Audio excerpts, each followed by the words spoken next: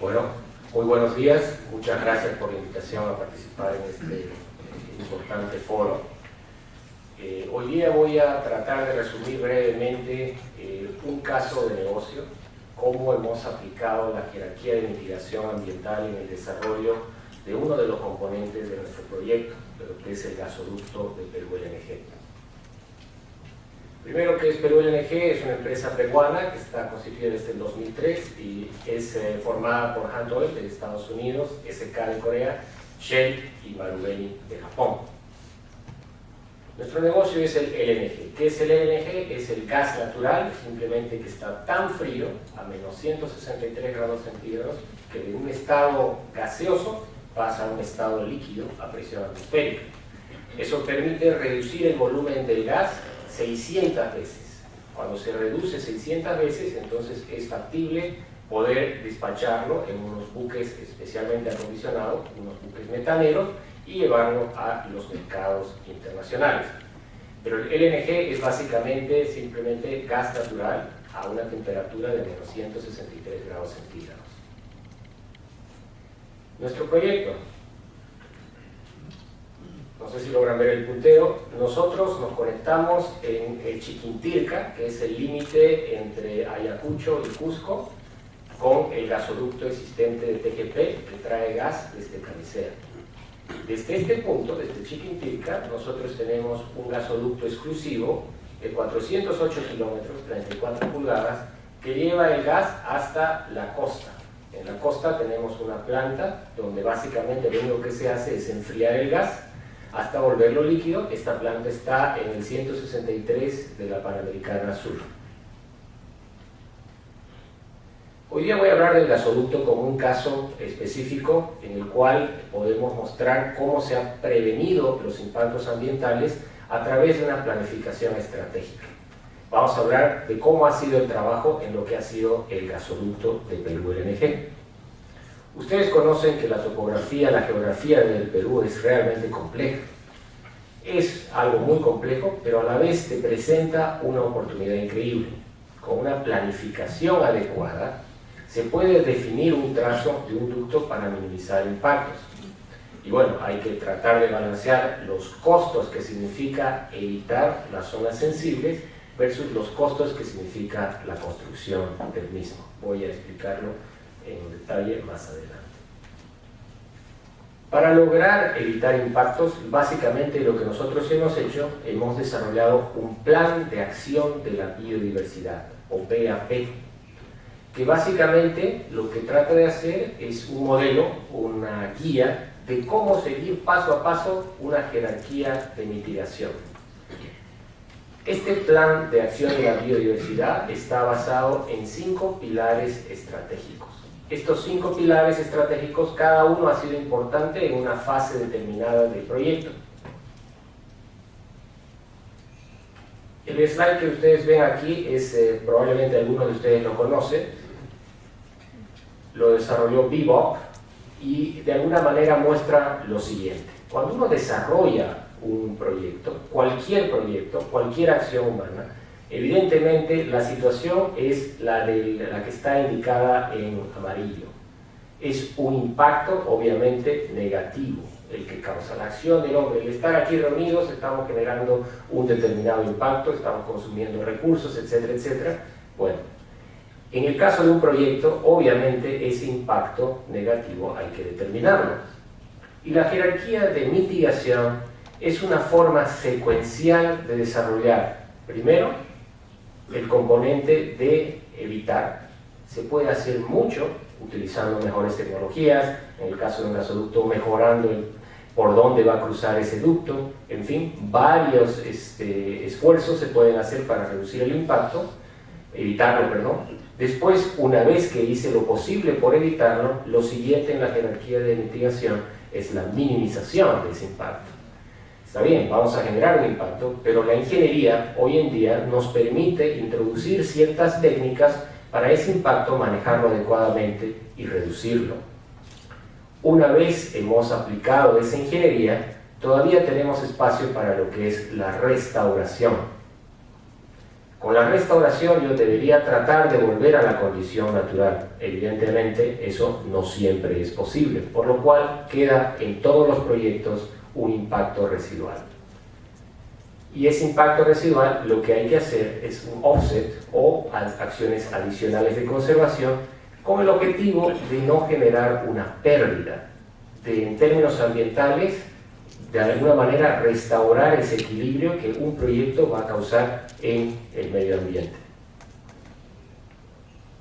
En el caso de Perú LNG, nuestro plan de acción de la biodiversidad se basó en 5 pilares.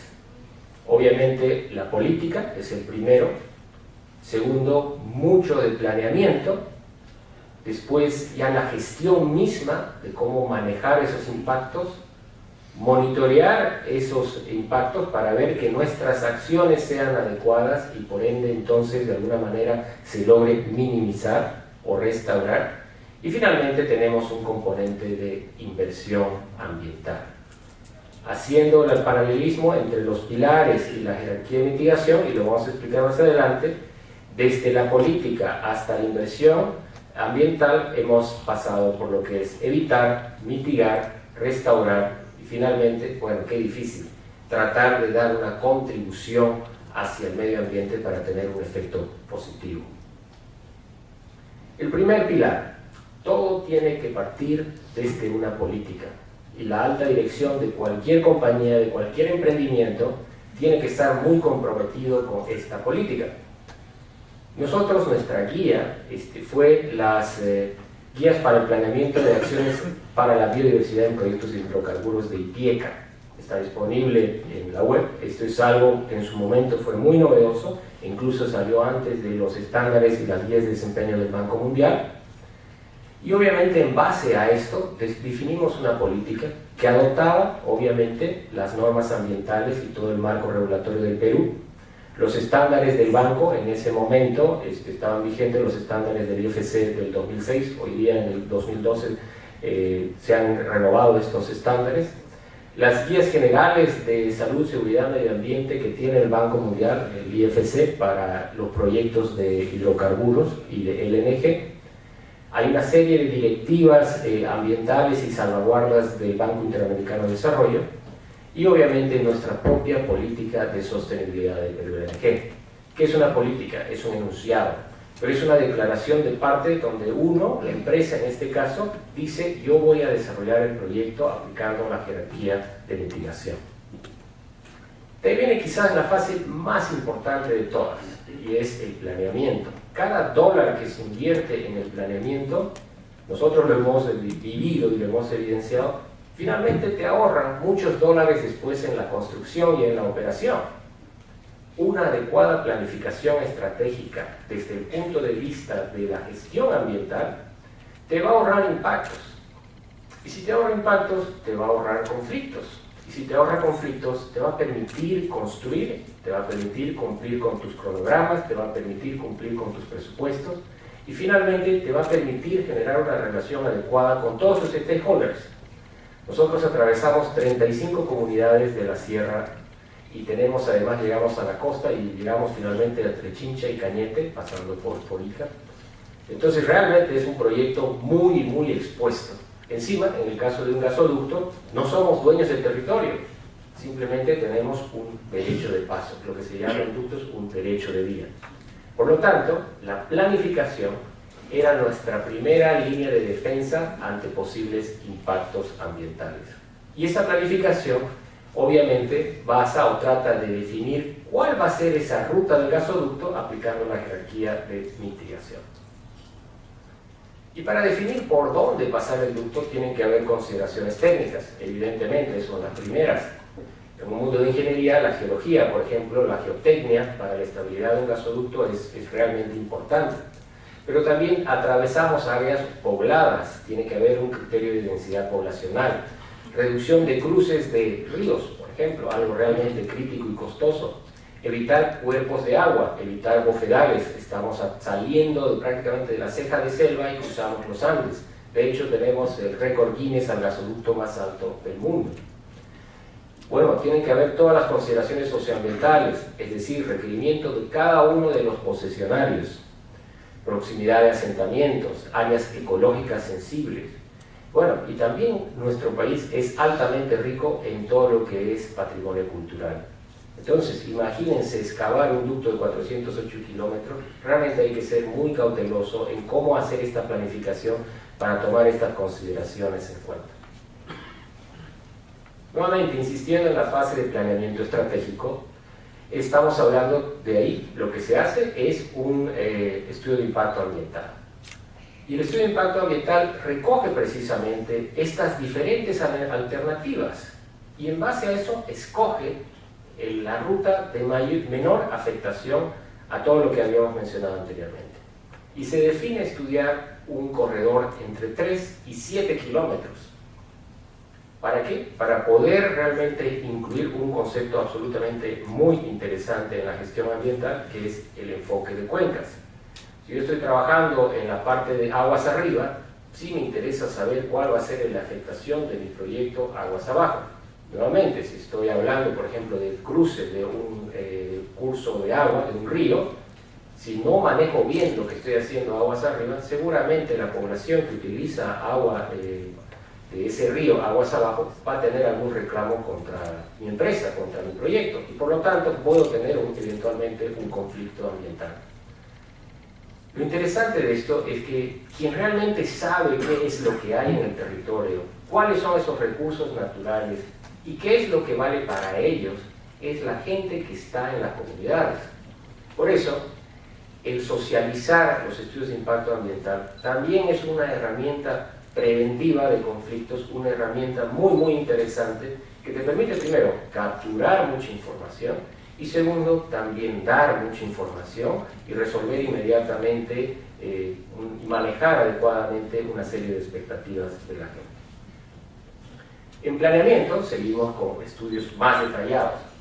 No todo acaba en el EIA. Obviamente nuestro proyecto es un proyecto bastante grande. Lo que hicimos era estudiar en el EIA este corredor de 3 a 7 kilómetros y con estudios ecológicos de campo, otra vez se recorre el derecho de vía, se logra bajar a una ruta definida de un ancho de 50 metros. De 3 kilómetros ya hemos bajado a 50 metros. Y en esa posibilidad hemos logrado evitar muchas afectaciones. Desde el punto de vista del manejo de la biodiversidad, estos estudios ecológicos de campo nos permitieron entender, sacar información sobre qué tipo de especies estaban presentes, cuál era su estatus de conservación, qué grado de endemismo, qué importancia tenía tal o cual planta medicinal, por ejemplo, para las comunidades locales, y la habilidad de las especies para alejarse o no de la perturbación. Con todo esto, se dividieron los 400 kilómetros de nuestro derecho de vía en 14 unidades de paisajes, que de alguna manera eran como decir, por ejemplo, 14 cuencas. Cada una de estas tenía ciertas particularidades que tenían que ser entendidas por lo que van a venir después, por lo que van a venir de ingeniería, por lo que van a venir de geotecnia, por las cuadrillas que hacen la construcción del gasoducto. Todo eso era planificación. Hasta ahí no había puesto yo ningún tractor en el terreno. Pero incluso justo antes de colocarlo, yo le tengo que poder decir a ese tractor, a ese D8, el bulldozer o a una retroexcavadora, a una K320, le tengo que decir cómo tiene que hacer el trabajo. Ese cómo es a través de lo que son planes de manejo ecológico, pero basados en algo muy importante que está escrito en la parte de arriba de la presentación. Si conozco, con todos los estudios que he hecho en el pilar 2, cuáles son esos riesgos, cuáles son esos impactos, realmente puedo definir una serie de acciones para manejarlos, para prevenirlos, para mitigarlos, minimizarlos y hacer realmente una gestión adecuada de estos impactos. Cada uno de estos ELUs, de estas unidades ecológicas de paisaje, tenía su plan de manejo y tiene hasta el día de hoy su plan de manejo con una serie de medidas determinadas que determinan cuáles son esas necesidades de conservación, cuáles son las medidas de mitigación. Además, eso nos permitió ¿qué? Colectar una serie de especies a través de esquejes, semillas, instaurar una serie de viveros, y entonces el momento que yo tenía que volver a restaurar, ya tenía exactamente el mismo material vegetativo listo como para poder ser reinstalado. Nuevamente, en la jerarquía de mitigación, un paso va muy de la mano del otro. Un ejemplo, tengo un cuerpo de agua en la sierra, particularmente en la sierra, todo lo que es cuerpos de agua son muy sensibles, primero desde el punto de vista de biodiversidad, segundo porque las comunidades utilizan estos recursos para el desarrollo de sus actividades. Ustedes pueden ver que con una planificación adecuada, este es el ducto en la construcción, de alguna manera se microrutea el ducto, si vale el término, para evitar la afectación a un cuerpo determinado de agua. Encima, no es solamente eso, obviamente aquí estoy cruzando una cuenca y si yo corto la comunicación entre lo que hay arriba y abajo de mi proyecto, definitivamente puedo generar un impacto. Bueno, una de las medidas de manejo es diseñar precisamente este cruce para que el agua permanentemente fluya y no haya ninguna afectación a los que están aguas abajo de ese cuerpo de agua. Un ejemplo de que a veces es posible aplicar lo que es evitar los impactos. A veces no necesariamente puedo evitarlas. Aquí estoy cruzando muy cerca de una zona de humedal y lo que hemos hecho es mover el derecho de vía unos cuantos metros para pasar por la parte de arriba y minimizar cualquier afectación. Prácticamente no lo toco, pero sí estoy muy cerca, estoy minimizando la afectación. Y hay situaciones en que, bueno, los proyectos están determinados o donde está el recurso o porque tiene que llegar del punto A al punto B y no queda más que simplemente atravesar una zona sensible. En este caso, ustedes pueden ver una zona sensible, nuevamente en las comunidades altoandinas, los cuerpos de agua, los humedales son sensibles desde el punto de vista de biodiversidad también. ¿Y qué se hace? Se hace un manejo de la huella del proyecto. Diseñas nuevamente medidas de control que te permiten reducir el impacto. No sé si logran ver cómo nuestro derecho de vía de 25 metros en la zona crítica incluso baja hasta 10 metros y posteriormente después vuelve a ensancharse hacia los 25 metros. Además que también hay una serie, en este caso, de obras hidráulicas para mantener el flujo hidráulico de un punto a otro punto. Cuando no queda otra, incluso tú puedes manejar lo que es los impactos. Y diseñas, para eso está la ingeniería ambiental, diseñas una serie de medidas para minimizar ese impacto. ¿Qué se puede ver en esta fotografía? Primero, de que no va a haber un impacto por el peso de la máquina, la sobrecompactación de suelos, por ejemplo, porque está sobre unos tablones. Segundo, tú tienes una geomalla con geotextil, donde estás colocando todo el material. Tercero, puedes ver aquí que el topsoil ha sido separado. Entonces, incluso durante la misma construcción, hay un campo para que se pueda aplicar la jerarquía de mitigación de manera efectiva.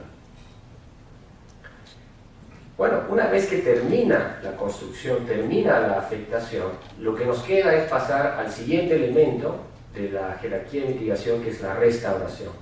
En el caso de un gasoducto, lo que tú haces es la biorestauración, que básicamente, ¿qué busca? Un objetivo de corto plazo y uno de mediano plazo. El de corto plazo, proteger la integridad del ducto. Nadie quiere un evento de una erosión que se pueda llevar el ducto y puedas tener un riesgo de seguridad. Ese es el objetivo de corto plazo. Y a mediano plazo, tú tratas de lograr las condiciones naturales necesarias para que todos los procesos ecológicos que estaban antes de tu intervención sucedan naturalmente en el ducto. En base a eso, nosotros desarrollamos una metodología diferenciada, obviamente, basada en qué tan alto estábamos y cuál era el grado de pendiente. Y para cada uno de esos lugares se definieron una serie de técnicas para lograr la restauración.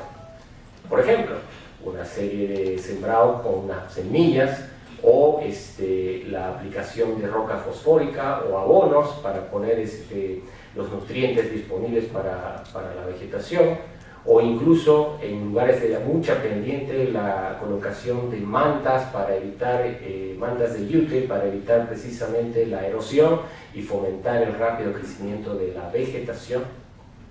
En fin, la biorestauración es un componente clave en la gestión ambiental de un ducto. Lo interesante es que, ok, ya hice la planificación, hice el diseño de mis medidas de manejo. ¿Cómo puedo saber si son efectivas? Solo puedo saberlo si es que hago un monitoreo proactivo. Y este monitoreo proactivo nosotros lo hemos desarrollado a través de un programa de monitoreo de biodiversidad, en el cual nos apoya una institución independiente. Más detalles pueden encontrarlos en la página web. Pero es un monitoreo que se basa en preguntas, porque todos monitoreamos, un montón de cosas monitoreamos. La diferencia es, ¿por qué monitoreo? Saber para qué estoy monitoreando, qué data quiero conseguir. Yo quiero conseguir la información que me permita saber que la medida de prevención, de mitigación que yo tomé es adecuada. Y si me está dando información de que no es adecuada, tengo por la posibilidad de hacer los ajustes necesarios para adecuarla y entonces nuevamente tratar de minimizar y reducir los impactos. Hagan de cuenta que este monitoreo de biodiversidad es básicamente medir los signos vitales, tal cual como cuando vamos al médico. Exactamente de la misma manera como un médico a través de ciertos indicadores sabe exactamente la condición y la salud en la que estamos, un programa de monitoreo de biodiversidad también te mide los signos vitales del ambiente. Y este ambiente, como pueden ver a la derecha, en nuestro caso va desde la zona del mar, la zona altoandina, este es un bofedal altoandino, la costa, este es el desierto de Ica, por ejemplo, ¿no? Están colocando unas mallas para atrapar murciélagos. ¿Por qué murciélagos? Bueno, son indicadores de un ecosistema y que a través de estos signos vitales podemos determinar exactamente cómo estamos. Otras imágenes, ¿no?, de cómo se hace este monitoreo. Los cuerpos de agua. Aquí hay peces, hay anfibios que se monitorean y que nos pueden dar esa información que estamos buscando, o roedores en este caso. Los roedores son importantísimos para saber que tus esfuerzos de restauración estén o no estén siendo efectivos. Son bioindicadores. O en el mar, en este caso tenemos bentos, ¿no? En nuestro terminal marino hay un monitoreo muy activo de bentos y peces marinos. Bueno, finalmente ya hice la política, la planificación, etcétera, etcétera. Ahora el último elemento, después de la restauración, el monitoreo, es, bueno, ¿y ahora cómo puedo yo contribuir a tratar de lograr un balance positivo? Nosotros diseñamos un programa de inversión ambiental. Básicamente, este no es el programa de inversión de relaciones comunitarias o de sostenibilidad que normalmente se tiene. Esto era exclusivamente determinado para generar beneficios ambientales adicionales. Lo primero que hicimos, obviamente, en construcción fue trabajar con poblaciones de camélidos para mejorar la calidad de la lana de vicuña. Y actualmente nos encontramos diseñando cuáles son estas iniciativas de conservación que queremos implementar en el futuro. La que está más avanzada de todas es una iniciativa de conservación que ojalá más adelante se vuelva en un plan de conservación. En la zona de Patibamba, a 200 kilómetros de Ayacucho, hay un bosque, como el que ven aquí en la foto de la derecha, que está destinado lamentablemente a desaparecer. No hay regeneración. Es un bosque con certificado de defunción. No crece, porque todavía no sabemos por qué, no se regenera. No crecen más de estos árboles hermosos, que es el pati, o la biblioteca de Gassi, no sé si conocen. Y de pronto Patibamba, que es una comunidad de la zona de Ayacucho, se va a quedar sin su árbol insignia. Bueno, entonces nosotros identificamos de que aquí había algo muy interesante para hacer. Y hemos hecho una serie de estudios de germinación con la Universidad Agraria de La Molina, con la Universidad también de Huamanga, y hemos logrado probar de que en condiciones de laboratorio es factible regenerar estas plantas. Vamos y estamos diseñando la forma de reintroducirlas al territorio para lograr que ese bosque pueda tener regeneración y ojalá también entender las causas que causan esa no regeneración y entonces poder contribuir. ¿Por qué hemos planteado este ejemplo? Porque evidentemente una acción como esta está hablando de lo que son la parte de arriba, acciones adicionales de conservación, tratando de generar un efecto positivo en todo lo que es la jerarquía de mitigación. A modo de conclusión, para no quitarles más tiempo, Es un caso de negocios. Las empresas están para cumplir proyectos en plazo, en presupuesto, sin retrasos, y el no reconocimiento oportuno en la etapa de planificación, sobre todo de las áreas sensibles y de la biodiversidad, definitivamente nos va a ocasionar un impacto. Vamos a vamos a generar una pérdida de biodiversidad y costosos daños ambientales. Y nuevamente, un daño ambiental se va a traducir en un reclamo social debidamente justificado. Eso te puede paralizar un proyecto que queremos todos, el desarrollo. Ese desarrollo es posible. Nosotros lo hemos logrado, ya estamos obviamente en la fase de operación, estamos en el pilar número 5 de nuestro plan de acción de biodiversidad, pero hemos logrado aplicar la jerarquía de mitigación y hemos logrado que nuestro monitoreo, que es un elemento muy importante, no sea estático, o sea, no acaba en el EIA, más bien el EIA es el punto de partida, donde más bien a través del monitoreo tú puedes ir corrigiendo, puedes ir ajustando tus medidas de mitigación para nuevamente evitar la pérdida de biodiversidad y los costosos daños ambientales. Bueno, eso es todo. Gracias.